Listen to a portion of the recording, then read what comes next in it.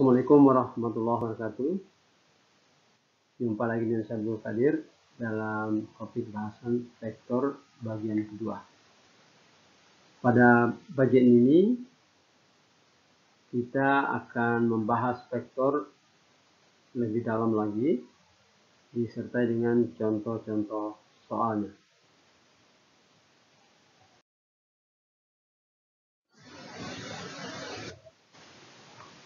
Oke, sebelum kita lanjut, jangan lupa subscribe dan nyalakan lonceng notifikasinya. Anak-anakku sekalian, untuk memahami vektor secara utuh, ada beberapa pengetahuan prasyarat yang harus kalian ketahui. Di antaranya pemahaman tentang posisi kuadran, mulai kuadran 1, 2, 3, dan 4. Nah, pada gambar ini, saya perlihatkan posisi kuadran 1 itu berada pada sudut lebih besar dari 0 derajat dan kurang dari 90 derajat. Kuadran 2 itu lebih besar 90 derajat kurang dari 180 derajat. Sedangkan kuadran 3 itu lebih besar dari 180 derajat dan kurang dari 270 derajat. Sedangkan kuadran 4 itu sudutnya atau titanya itu lebih besar dari 270 derajat kurang dari 360 derajat.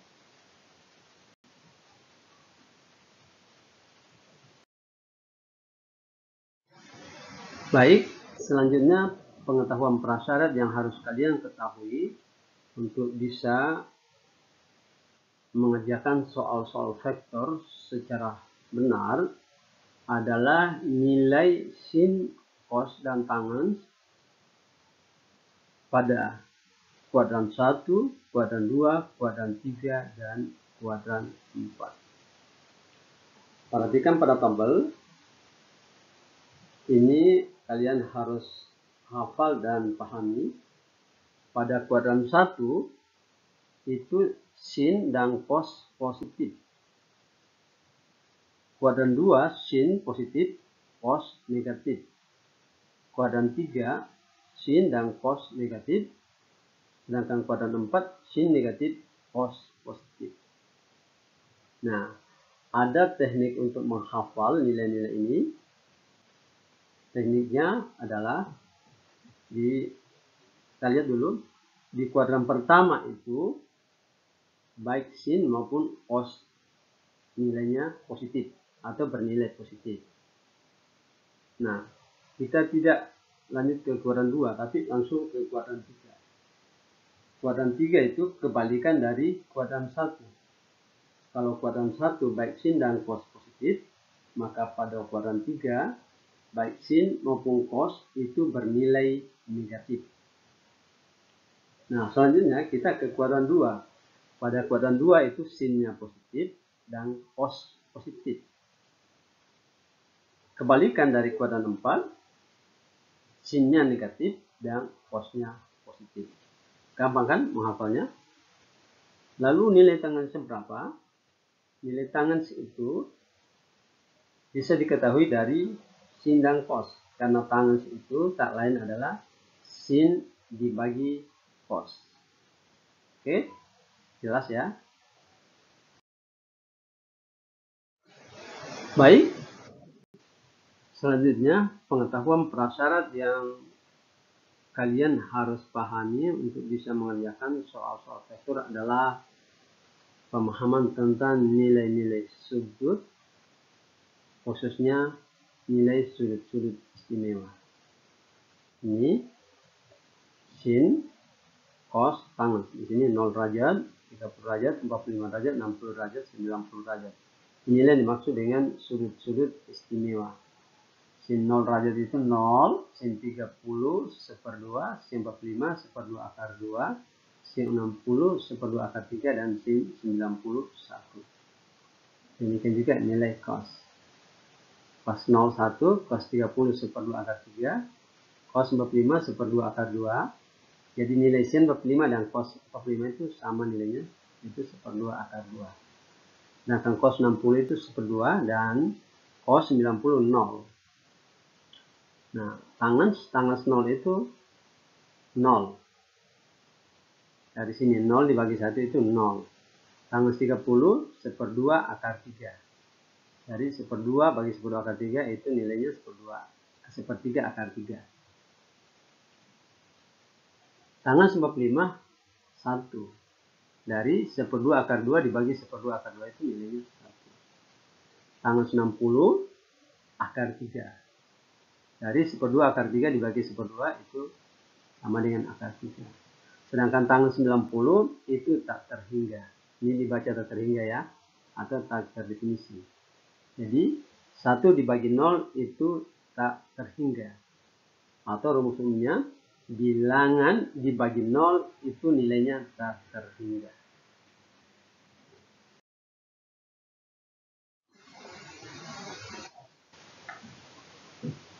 Sekarang kita lihat contoh soal. Contoh soal yang pertama, alat yang pertama. 2 buah gaya masing-masing 10 Newton dan 15 Newton membentuk sudut 60 derajat. Hitunglah besar resultan kedua gaya tersebut. Nah, ini menggunakan rumus R pangkat 2 sama dengan A pangkat 2 tambah B pangkat 2 tambah 2 kali A kali B cos alpha. Jadi 10 Newton itu kita anggap A dan 15 Newton kita anggap B.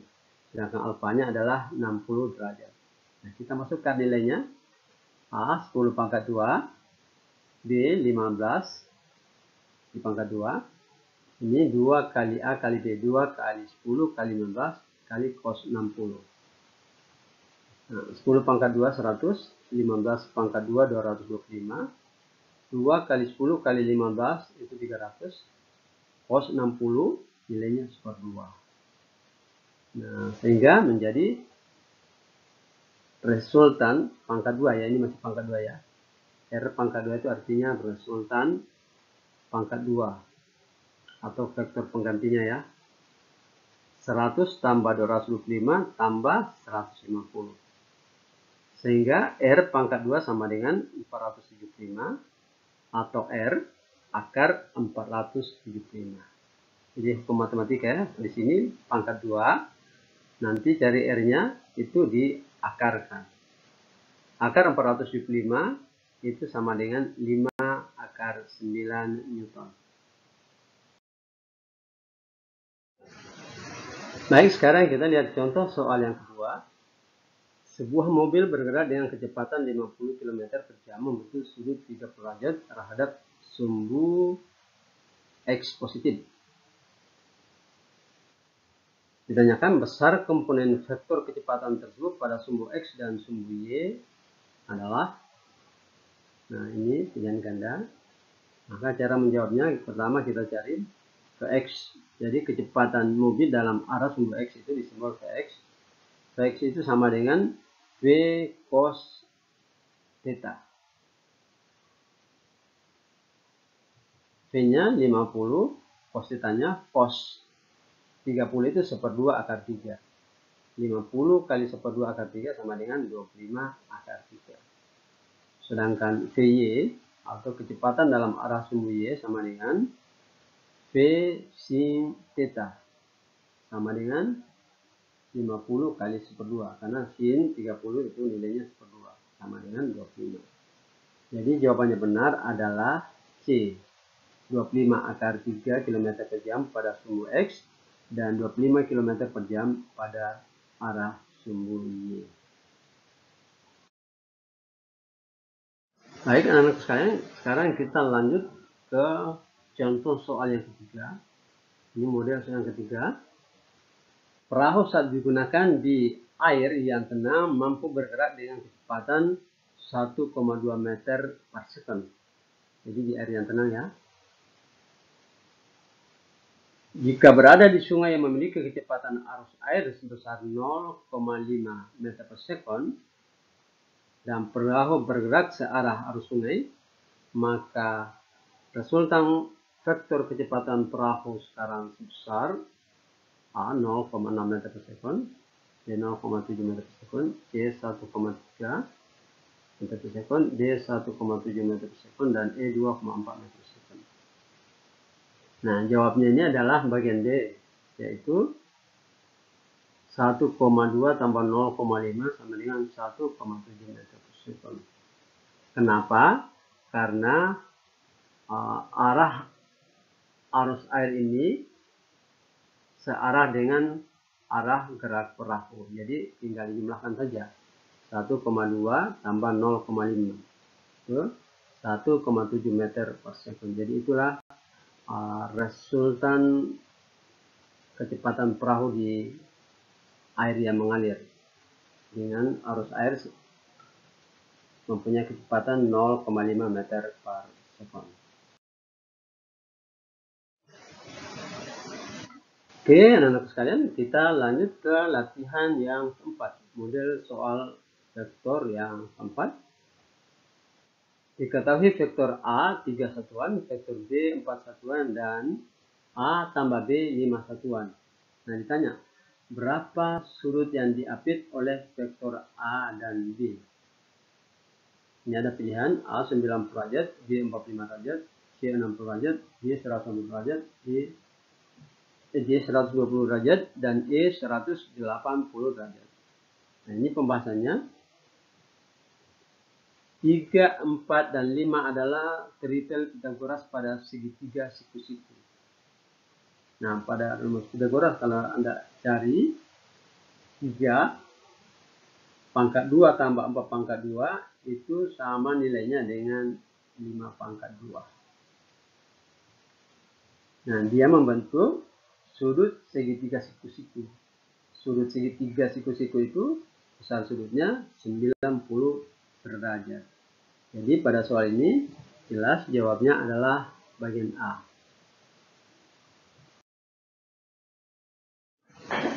Baik, anak-anak sekalian, kita lanjut pada soal yang kelima. Perhatikan gambar di samping. Fx 6 Newton membentuk sudut 60 derajat terhadap sumbu X. F2 6 Newton membentuk sudut 0 derajat terhadap sumbu X. Dan F3 12 Newton membentuk sudut 60 derajat juga terhadap sumbu X. Nah, ditanya berapa resultan vektornya. Untuk menjawab soal seperti ini, kita uraikan besar gaya baik pada sumbu X maupun pada sumbu Y. Karena ada 3 gaya, maka harus kita uraikan satu persatu. Baik, kita uraikan F1X. 1X itu F1 kali cos 60, karena membentuk sudah 60. F1 6, cos 60 1/2. 6 kali 1/2 sama dengan 3. F2X 6 kali cos 0 sama dengan 6. Cos 0 itu 1, tetapi karena dia berada pada kuadran 2, kuadran kedua itu cos bernilai negatif, sehingga nilainya ini menjadi min 6. F3X-nya, F3 cos 60, 12 kali 1/2 sama dengan 6. Sehingga sigma Fx-nya atau jumlah gaya pada arah sumbu X adalah 3 kurang 6 tambah 6 sama dengan 3. Kemudian selanjutnya kita lihat jumlah gaya pada sumbu Y. F1Y sama dengan F1 sin 60 sama dengan 6 kali 1/2 akar 3 sama dengan 3 akar 3. F2Y-nya 6 kali sin 0. Nah, sin 0 itu nilainya 0, sehingga 6 kali 0 itu jadinya 0. F3Y, F3 kali sin 60. 12 kali 1/2 akar 3 sama dengan 6 akar 3. Tetapi karena berada pada kuadran 4, dan kuadran 4 itu sin nilainya negatif, sehingga nilainya ini menjadi min 6 akar 3. Sehingga sigma Fy atau jumlah gaya dalam arah sumbu Y adalah 3 akar 3 tambah 0 kurang 6 akar 3 sama dengan 3 akar 3. Nah, besar resultan vektornya tinggal kita jumlahkan. R pangkat 2 sama dengan sigma Fx pangkat 2 tambah sigma Fy pangkat 2. Sama dengan 3 pangkat 2 tambah dalam kurung min 3 akar 3 pangkat 2. 3 pangkat 2 itu 9, ini min 3 akar 3 pangkat 2 itu sama dengan 27. Jadi R pangkat 2 sama dengan 36, atau R sama dengan akar 36, sama dengan 6 Newton. Jadi itu anak sekalian cara mencari resultan vektor kalau kita mendapatkan soal seperti ini. Kita uraikan besar gaya masing-masing baik pada sumbu X maupun pada sumbu Y. Oke, anak sekalian, sekali lagi jangan lupa subscribe dan nyalakan lonceng notifikasinya. Salam sukses semua, salam Indonesia Jaya, merdeka.